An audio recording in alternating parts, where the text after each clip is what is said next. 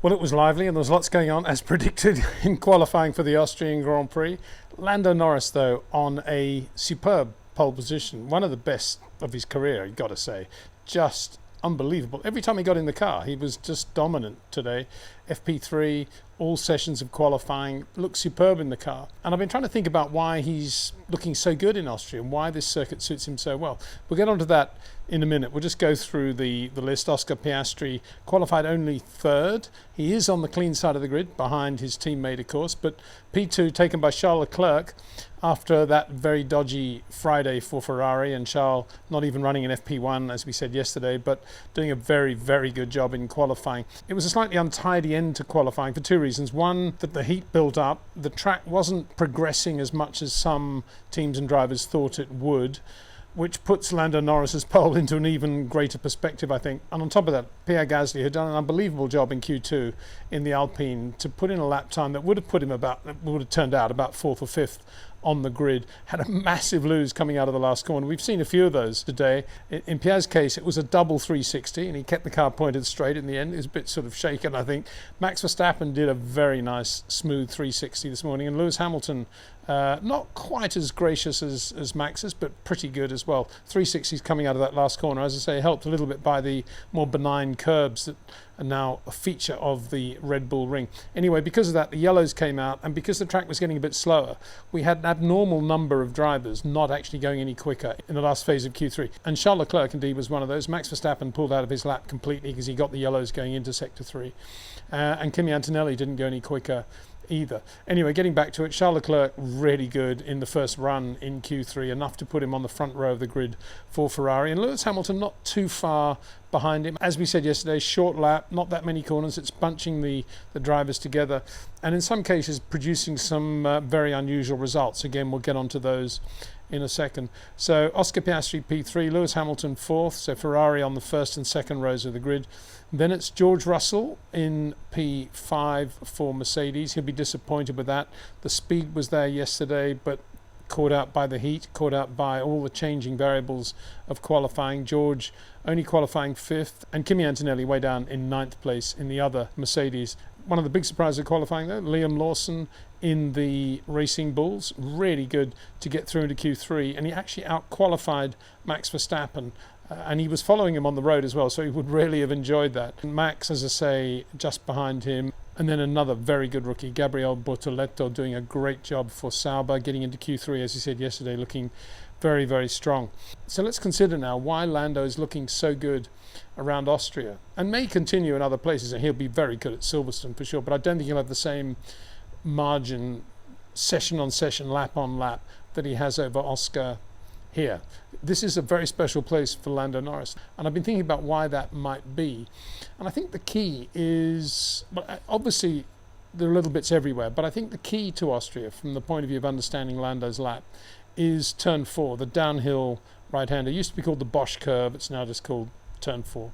And of course it was a great corner in the days when it didn't matter if you were sideways because the tyres could take it, and that was the quickest way to drive. And many of us have memories of Emerson Fittipaldi, Ronnie Peterson, Jody Scheckter, Carlos Reutemann, and how good they were through that corner. Turn 4 today, Bosch corner. It's still basically the same corner, basically the same radius. Of course, the surface have changed, the runoff has changed completely as well, so you can't really compare them.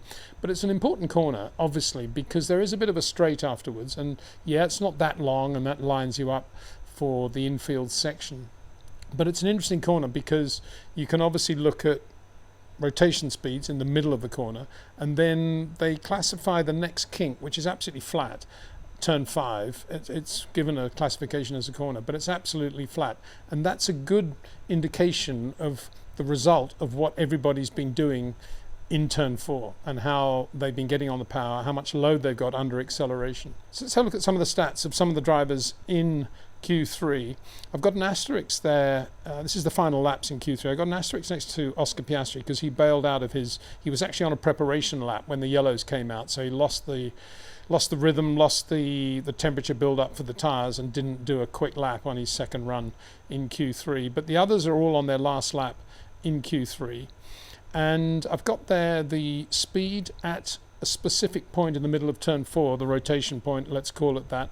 I'm hesitant to call it apex because apexes are different for every driver and every style of driving. A guy like Liam Lawson will have a very different apex to Isaac Hadjar because Hadjar turns into the corner a little bit earlier, but his rotation point will be different from Liam Lawson's.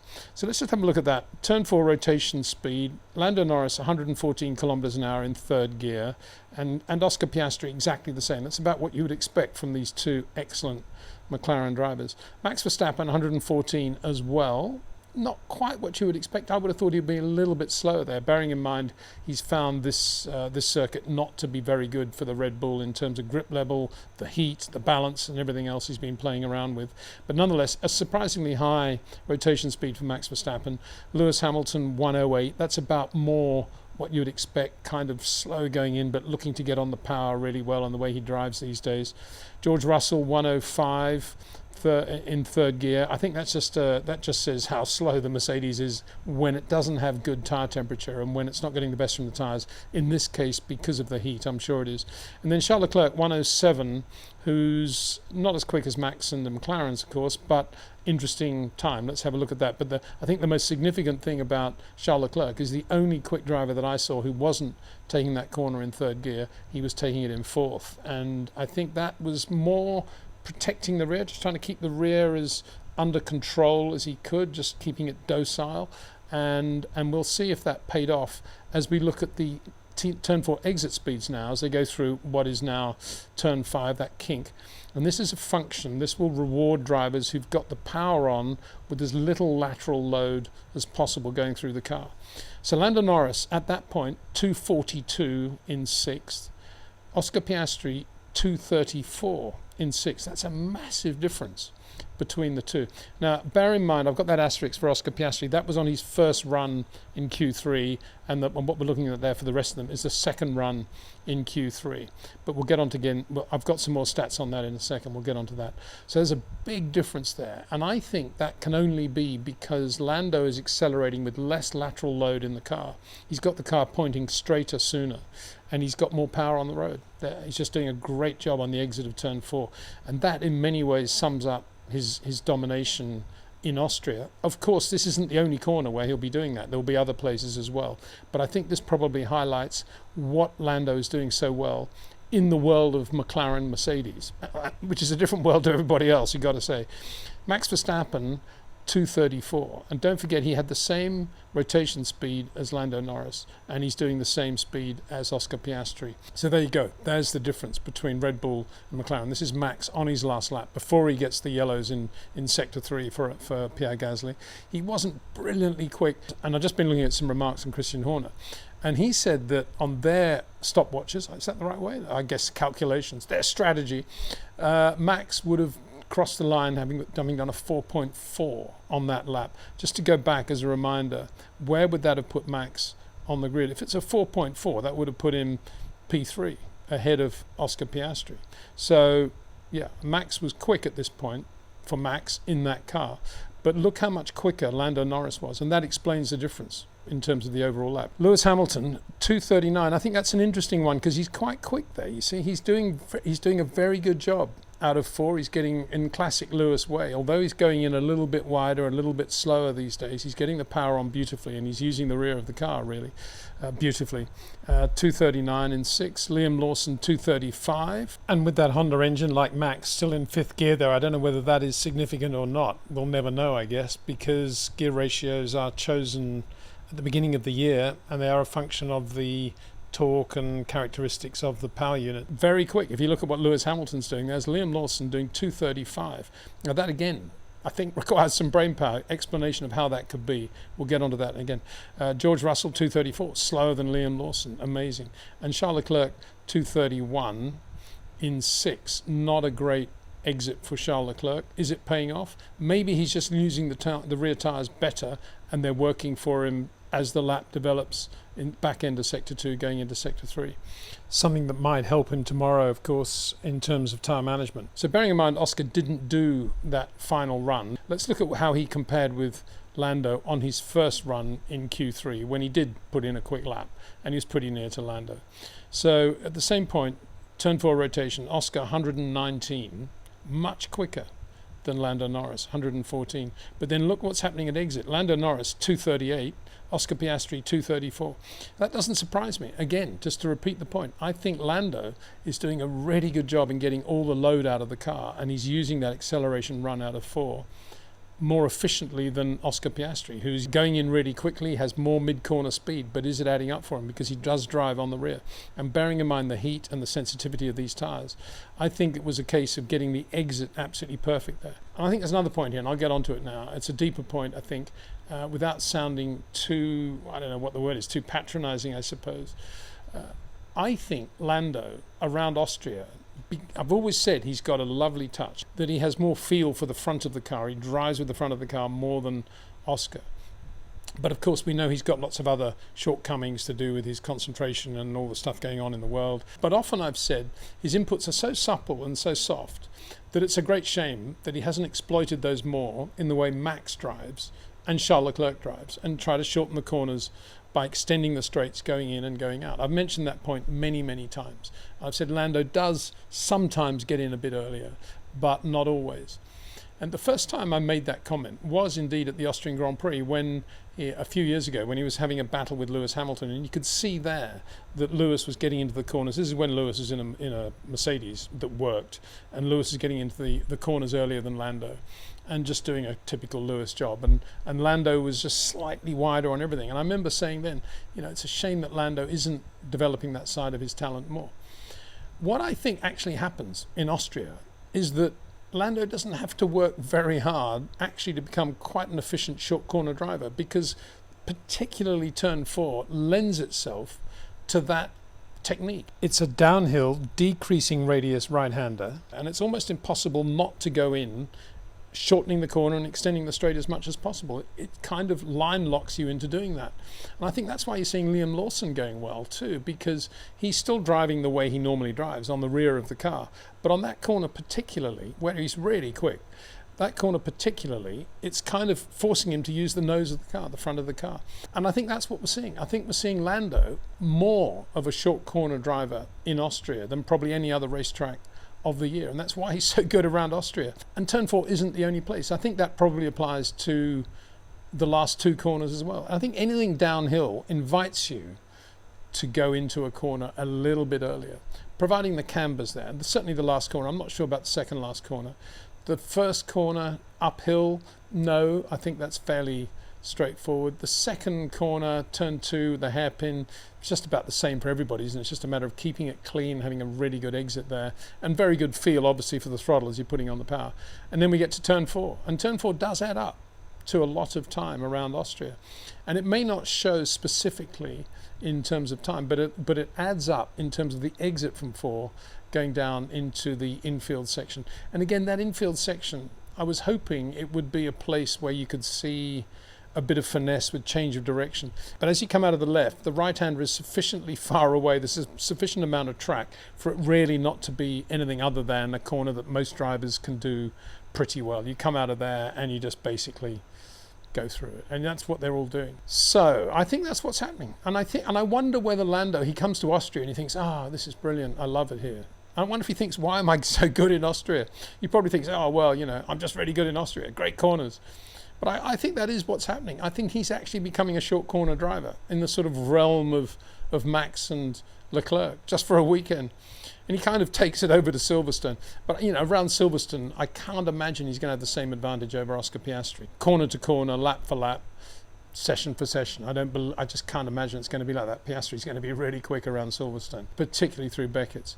But in Austria, it's a very finicky circuit, because if you have got too much load in the car, it'll really penalise you. And I think that's what we're seeing. I mean, when everybody else was going slower, there he was doing a 3.9, getting under the 1 minute 4 second barrier. Just incredible. Blew everybody away. I mean, that is a huge margin. As I say, it was an untidy end, because you can see in brackets there the drivers that actually went quicker in the previous session and didn't go quicker in the final run in Q3, in the case of, say, Charles Leclerc and Max Verstappen, to name but 2, Kimi Antonelli another. But look at this, Pierre Gasly, 4.8. He did that in Q2. Imagine if he'd repeated that even. I mean, he'd be up there between George Russell and Liam Lawson, wouldn't he? Incredible. And Kimi Antonelli, 5-0 in Q2. Gabriel Bortoleto, under 1.5 in Q2. The track changed, it got hotter, and there we go. And Max, as I say, didn't finish his lap, but it wasn't I mean, I'm surprised Christian Horner says a 4.4. It didn't look like a 4.4 to me. He was quicker through Sector 2 on that lap, but not, interestingly, in Sector 1. So, anyway, if he says a 4.4, they probably have a lot more access to data than we have. That would have put in P3, as we say. Let's look at some of the other times. Fernando Alonso, very good job. I said yesterday that Lance Stroll had his best day in Formula 1 in 2025. About the last thing he said going out in Q1 was, I'll let the track come to me. Well, that was fatal last words, because the track didn't come to anybody. It actually got slower as the session progressed.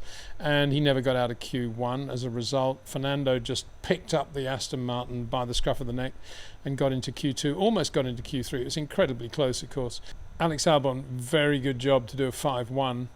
In Q1, that put him somewhere in the top 6, but in doing so he damaged the floor, and that's why he ended at a 5.2 and didn't get into Q3. I had no chance of getting into Q3. Isaac Hadjar is the biggest question mark there, given how quick he's been recently relative to Liam Lawson. As I say, I think he was a bit stunned after qualifying as well, because he said that the time I did in Q1, and you can see it there, the 1:05.063, would have put him through into Q3, but it wouldn't. It would have made him P11 in Q2, so not quite sure what he's on about there, but he did get a lot of understeer, and I think that is a function of probably starting to push too hard on corners like turn 4, and I think that is a reaction to the sort of times that Liam Lawson was doing. Franco Colapinto actually got into Q2. Oliver Behrman out-qualified Esteban Ocon, Lance Stroll, we just spoke about. Yuki Tsunoda, the biggest disappointment, really, of the entire qualifying session. I mean, on this circuit, in a car that Max Verstappen's getting under 1:05, Yuki Tsunoda is doing a 5.3 and not getting out of Q1. Absolutely terrible. And reading his remarks before the race, and I know some of these are written by PR people and probably they don't even talk to the drivers, but it was along the lines of, we're getting better now, I've got lots of feel for the car, I'm looking forward to coming to a real race circuit as distinct from some of the old school tracks we've been at, and I've been preparing well for this and looking good. And he doesn't get out of Q1, and I wonder whether his preparation is going to the gym and chatting to his physio and doing lots of sim work, or whether it's actually thinking about how Max Verstappen drives compared with him. And he faffed around with flap adjustment and stuff between the two runs in Q1. But that's all a function of loading up the rear too much, and 1 minute he's got the car oversteering, and it's understeering because of the heat build-up, because of the way he drives. He's not using the front of the car anything like as well as Max Verstappen does. And I find it astonishing that he doesn't realise that, quite obviously. And his engineers, obviously, I don't know, either they've tried telling him and he doesn't believe it, or nobody understands it anyway. I don't know. Carlos Sainz, another dismal qualifying session. On this occasion, had a major brake issue. I think the car was pulling left and right. But then again, we used to say in the old days, Lotus can only run one car. You never want to be the number 2 Lotus driver. I mean, my gut feeling on this whole business of Carlos Sainz deciding which team he was going to go to this year, and I was thinking he should go to Sauber because of Jonathan Wheatley and some other good people there, and it's a good long-term brand to be with. He went to Williams, and of course one of the downsides was going to be having to race against Alex Albon, who's not slow at all, and the other was going to be, can Williams actually provide 2 very equal cars in terms of reliability and preparation? The way the team is, I'm not in any way decrying the mechanics, but it's just the team doesn't have the same building blocks as Ferrari or Mercedes or even Sauber, I've got to say. A quick reminder to have a look at the details below this video in the description about how you can order an REC watch. There are many different categories of REC DNA watches, and one of them I really love is the tribute to the 1964 and 1972 muscle cars. And I got to say, under the heading of yesterday, pointing out only 3 pre-orders of the Ayrton Senna John Player Team Lotus 98T now available. In the same way, in these muscle car range of watches, the blue is already sold out, as is the burgundy, leaving the Highland green, which I think is kind of going to capture the Steve McQueen Mustang Bullet, isn't it? That's where it's going there. And you can find out more details, as I say, by going to the description below this video. Thanks to Jetcraft, to TrackNinja, to OEM Exclusive, and to REC Watches. And to you, the viewer, for watching. See you tomorrow.